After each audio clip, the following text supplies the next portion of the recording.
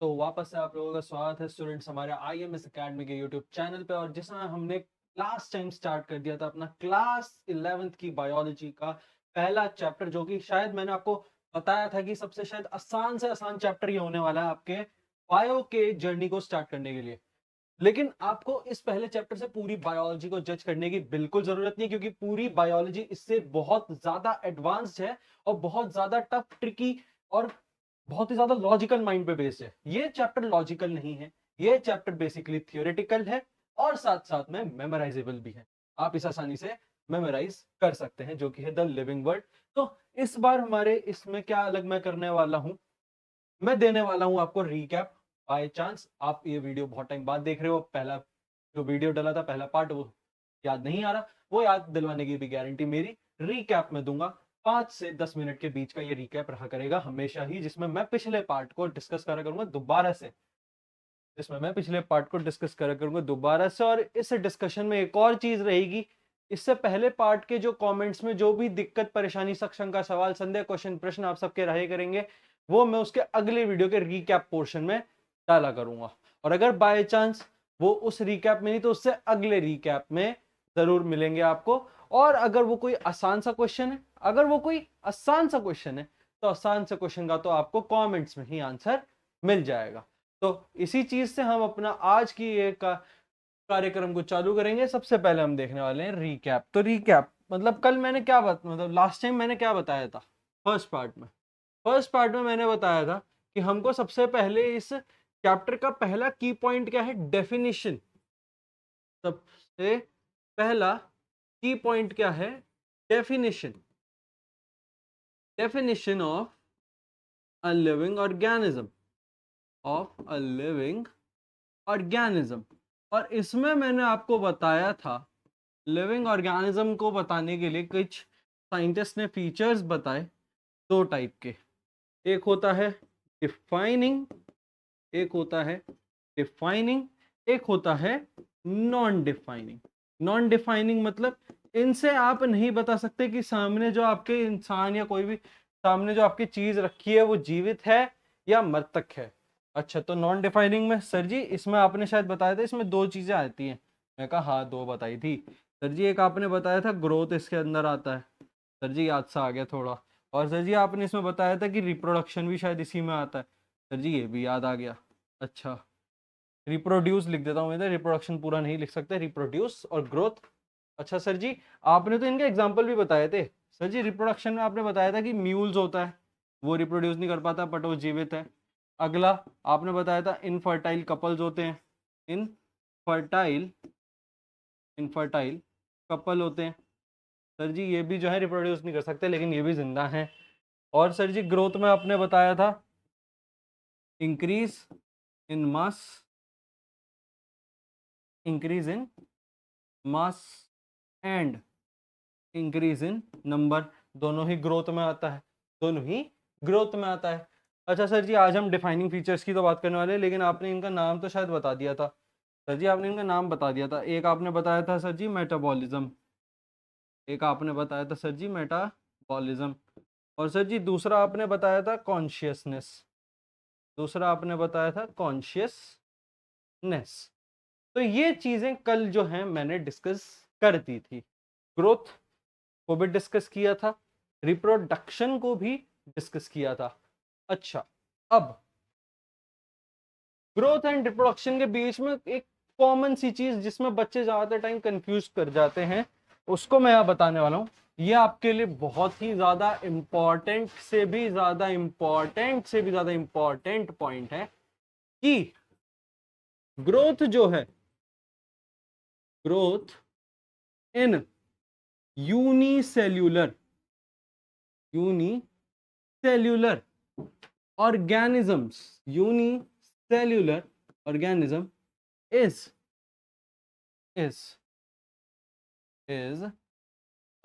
organism is inclusive। अच्छा sir जी, यहां पर आपने एक नया वर्ड लाए हो, इंक्लूसिव मतलब लगभग एक जैसे। इंक्लूसिव मतलब लगभग एक ही जैसी चीजें हैं। Unicellular organism. अच्छा सर जी, अब आप एक यूनिसेल्युलर ऑर्गेनिज्म का नाम तो बताओ। तो लो बेटा, ईस्ट बता देते हैं। ईस्ट ये रिप्रोड्यूस कैसे करती है? रिप्रोड्यूस करती है by budding. Reproduce by budding. इसमें होती है बर्डिंग। ये हो जाती है रिप्रोड्यूस बाय बर्डिंग। अच्छा, तो सर जी यूनिसेल्युलर ऑर्गेनिजम्स में इंक्लूसिव इवेंट है दोनों, ग्रोथ एंड रिप्रोडक्शन, दोनों ही आते हैं इसमें। Growth and reproduction in unicellular organism is inclusive. तो अच्छा सर जी, अभी इंक्लूसिव कैसे, ये भी तो समझाना पड़ेगा। हाँ जी, समझाना तो पड़ेगा, तो समझाने के लिए तो मैं बैठा हूँ, खड़ा हूँ मतलब, तो मैं बताता हूँ। इंक्लूसिव इवेंट क्या होता है? इंक्लूसिव इवेंट, इंक्लूसिव इवेंट मतलब लगभग लगभग एक तरीके के। ये तो मैंने पहले बताया कैसे एक तरीके के। तो लेट सपोज ये मेरे पास ईस्ट की जगह आप हाइड्रा भी ले सकते हो। ईस्ट की जगह आप हाइड्रा भी ले सकते हो, है ना। तो लेट सपोज ये हाइड्रा है। थोड़ा टाइम बीता, ये हाइड्रा में ऐसे बर्ड निकल के आ गई। थोड़ा टाइम और बीता, ये हाइड्रा में ऐसे बर्ड जो है यूं बड़ी हो गई। थोड़ा टाइम और बीता, ये हाइड्रा अलग हो गया, ये हाइड्रा अलग हो गया। तो ये क्या, इसके अंदर ग्रोथ थी, बडिंग। जो हाइड्रा में होती है बडिंग, वो उसकी ग्रोथ का पोर्शन होता है। इससे पता चलता है कि हाँ ये ग्रो कर रहा है अच्छे से, और यही चीज की वजह से इसका नंबर भी बढ़ गया। ये इसका रिप्रोडक्शन और इसका ग्रोथ दोनों करवा रहा है। ये बडिंग जो है, ये क्या कर रही है? ये ग्रोथ भी करवा रही है इसकी, और ये रिप्रोड्यूस भी करवा रही है इसको। इसकी पॉपुलेशन में भी हेल्प कर रही है, इसके साइज और मास को बढ़ाने में भी हेल्प कर रही है। इसलिए ये क्या हुआ, म्यूचुअली इंक्लूसिव। किन में? यूनिसेल्युलर ऑर्गेनिजम्स में। अच्छा सर जी, अब एक और चीज है, वो भी है। तो in multicellular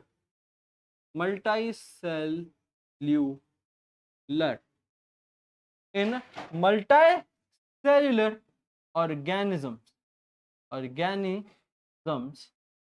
these are inclusive event. These are, sorry, inclusive नहीं, exclusive exclusive exclusive event। मतलब कि ये मल्टी सेल्युलर ऑर्गेनिजम्स में ग्रोथ और रिप्रोडक्शन दोनों अलग अलग हैं। ग्रोथ उसकी एक अलग तरीके को डिफाइन कर रही है, रिप्रोडक्शन एक अलग फैक्टर अपने आप में प्ले करता है। और मल्टी सेल्युलर ऑर्गेनिज्म रिप्रोडक्शन से वो 2 से 3 बनते हैं, है ना। और ग्रोथ मतलब उसका साइज या उसके मास में इंक्रीज होता है, या उसका नंबर में इंक्रीज होता है। तो मल्टी सेल्युलर ऑर्गेनिजम्स में एक्सक्लूसिव इवेंट है ग्रोथ और रिप्रोडक्शन आपस में। तो ये एक आपको ग्रोथ एंड रिप्रोडक्शन के बारे में बताना था। नॉन डिफाइनिंग फीचर्स हमारे खत्म हो चुके हैं, आते हैं हमारे डिफाइनिंग फीचर्स पर। तो डिफाइनिंग फीचर्स की सबसे पहले डेफिनेशन क्या थी? डिफाइनिंग फीचर्स की, those features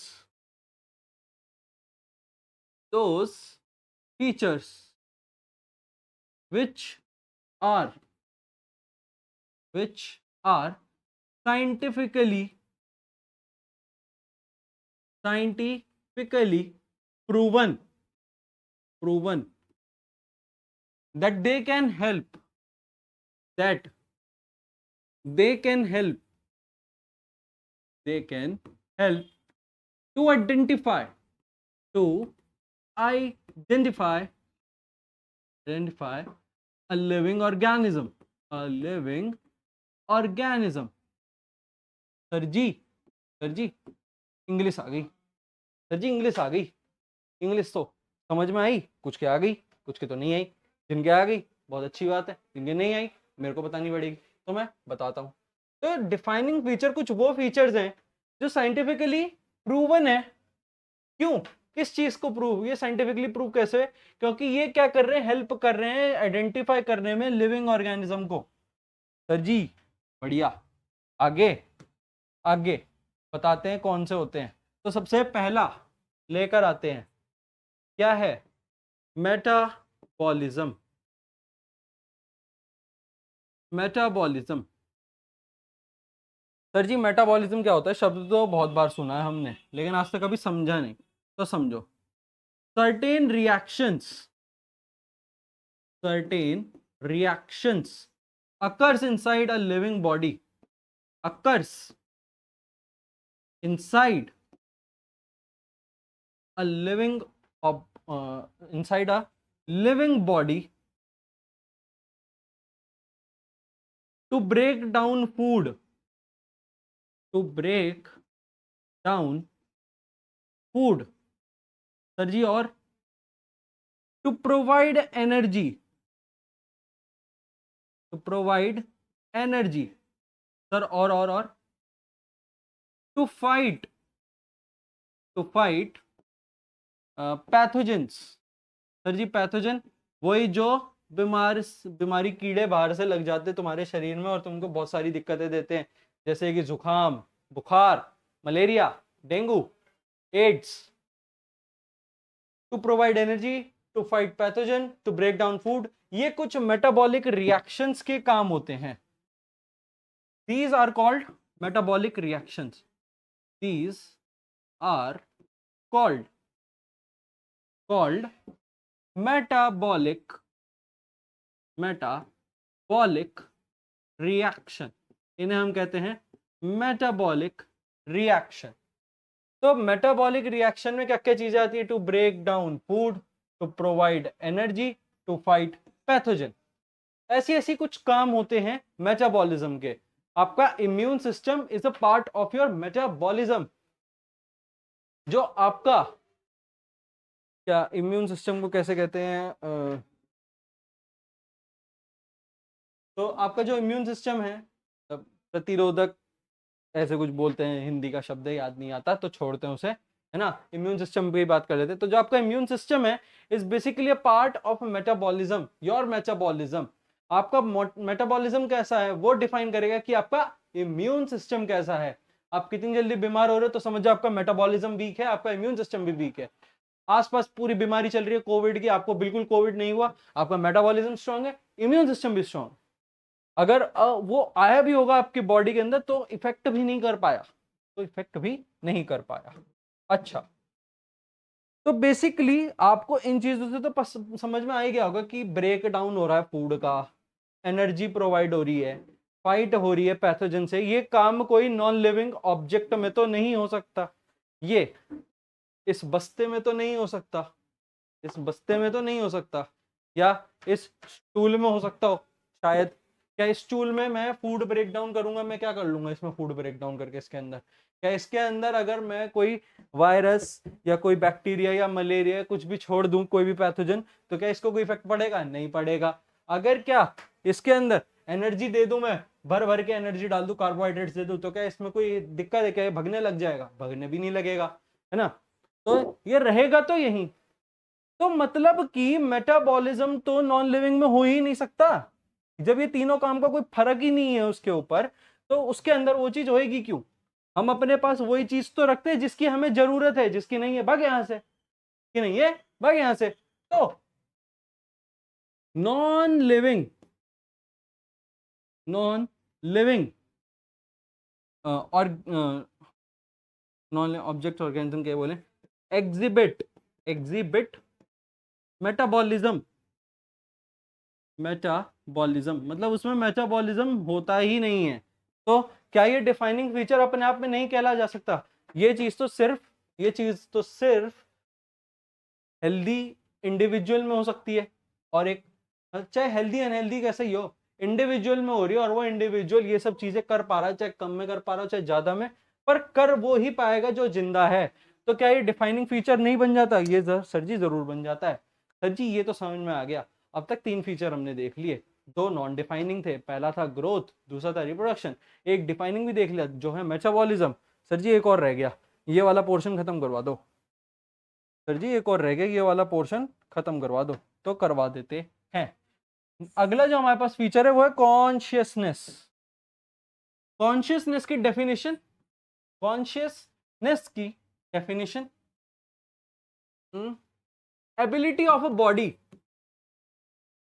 ability of a body to create a response, to create a response on a stimulus given by the environment, given by the environment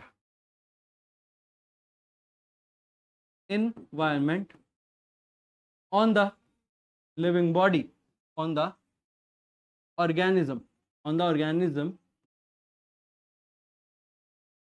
to create a response on a stimulus given by the environment on the organism is called consciousness. मतलब कि अगर मैं वापस से इस bag को उठाऊं, इसको यहां रखूं, ऐसा पकड़ूं, इस पे मुक्का मारूं, इस पे मुक्का मारूं, ये एक और, तो क्या ये मुझे पलट के मारने लगेगा? नहीं। क्या ये मेरे से डर के भागने लगेगा? नहीं। क्या ये मेरे हाथों से छूट जाएगा? वो मेरे हाथ के ऊपर डिपेंड है, ये अपने आप तो नहीं गिरेगा, है ना, मेरी ग्रिप के ऊपर है। तो ये मैंने क्या करा, मैं इसके लिए इन्वायरमेंट हूं, मैंने क्या करा, इसको स्टिमुलस दिया। स्टिमुलस क्या दिया? मैंने मुक्का मारा। इसके अंदर रिस्पॉन्स आना चाहिए था, दूर भागना या मुझ पे वापस मारना या मेरे से भगते रहना। ये तीनों में से कोई काम उसमें नहीं हो पा रहा। तो जाहिर सी बात है ये जो है एक नॉन लिविंग ऑब्जेक्ट है, और नॉन लिविंग ऑब्जेक्ट में ये काम नहीं हो सकता कि वो जो है एक स्टिमुलस के लिए अपना रिस्पॉन्स जनरेट कर पाए इन्वायरमेंट से, जो उसको स्टिमुलस मिला है उससे। तो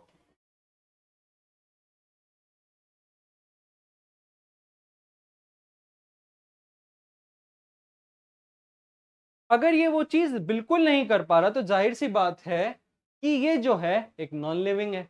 अच्छा, और ये काम फिर तो एक लिविंग में हो सकता है। आप एक इंसान को अपने सामने लाओ, उसके यहाँ ऐसे पिंच कर दो, या तो वो आपसे अपना हाथ हटा लेगा या वो दूसरे हाथ से एक रख के देगा, है ना।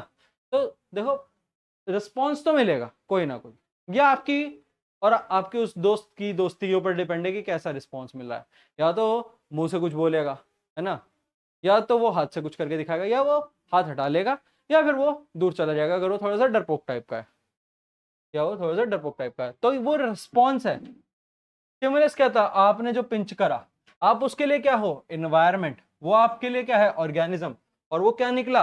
लिविंग ऑर्गेनिज्म निकला। वो क्या निकला? Living organism. अच्छा, अब यहां एक और चीज आती है, only humans have self consciousness।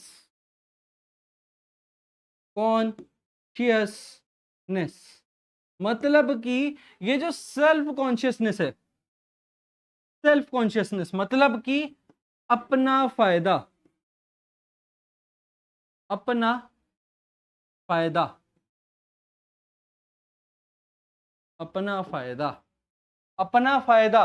या अपने बारे में सोचना किसको ज्यादा पता होता है? ह्यूमंस को। Humans most of the time सिर्फ और सिर्फ अपने बारे में, सेल्फ अवेयरनेस, सेल्फ कॉन्शियसनेस, है ना, सेल्फ ऑब्सेस्ड भी होते हैं बहुत, खुद से ही प्यार करना चाहते हैं, है ना। सेल्फ कॉन्शियसनेस भी ह्यूमंस के पास ही है, ये ह्यूमंस के पास ही है। तो सेल्फ कॉन्शियसनेस ह्यूमंस के पास है। कॉन्शियसनेस होता क्या है वो आपको बता दिया। बेसिकली देखा जाए तो ये प्रॉपर से प्रॉपर एक ऐसा बता रहा है कि एक डिफाइनिंग फीचर ही है। क्यों? क्योंकि डिफाइन करता है कि ये एक पर्टिकुलर चीज, कॉन्शियसनेस, वो रिस्पॉन्स बनाना, वो स्टिमुलस के लिए रिस्पॉन्स देना एनवायरनमेंट की तरफ से, जो कि बता सके कि सामने जो ऑर्गेनिज्म है वो लिविंग है या नॉन लिविंग। ये सिर्फ और सिर्फ एक डिफाइनिंग फीचर है। So it is purely a defining feature. तो हमने अपने डिफाइनिंग फीचर्स तो कर दिए, और डिफाइनिंग फीचर्स को जानने के बाद हमको पता चल गया कि एक डेफिनेशन, प्रॉपर डेफिनेशन क्या है एक लिविंग ऑर्गेनिज्म की। और लिविंग ऑर्गेनिज्म की डेफिनेशन में आते हैं हमारे पास दो डिफाइनिंग फीचर, मेटाबॉलिज्म, कॉन्शियसनेस, दो नॉन डिफाइनिंग फीचर, ग्रोथ और रिप्रोडक्शन। ग्रोथ और रिप्रोडक्शन आपस में कैसे इंक्लूसिव इवेंट है वो हमने जाना आज, कैसे एक्सक्लूसिव इवेंट है वो हमने जाना आज। मेटाबॉलिज्म क्या होता है, किस में होता है और किस किस तरीके का मेटाबॉलिज्म अलग अलग तरीके से देखने को मिलता है। Break down of food, providing energy, fighting pathogens, ये सारे होते हैं मेटाबॉलिज्म के की फैक्टर्स। तो और कॉन्शियसनेस क्या होता है कि ability to create a response on a stimulus from the environment on an organism. तो ये होता है कॉन्शियसनेस, और सिर्फ ह्यूमंस में होता है सेल्फ कॉन्शियसनेस। ये एक और इंपॉर्टेंट पॉइंट है। नेक्स्ट टाइम हम देखने वाले हैं बायोडाइवर्सिटी, टेक्सोनॉमी और कुछ स्पीशीज और बायनोमियल से रिलेटेड नॉमेनक्लेचर्स। तब तक के लिए आप अपनी पढ़ाई जारी रखिए। Thank you.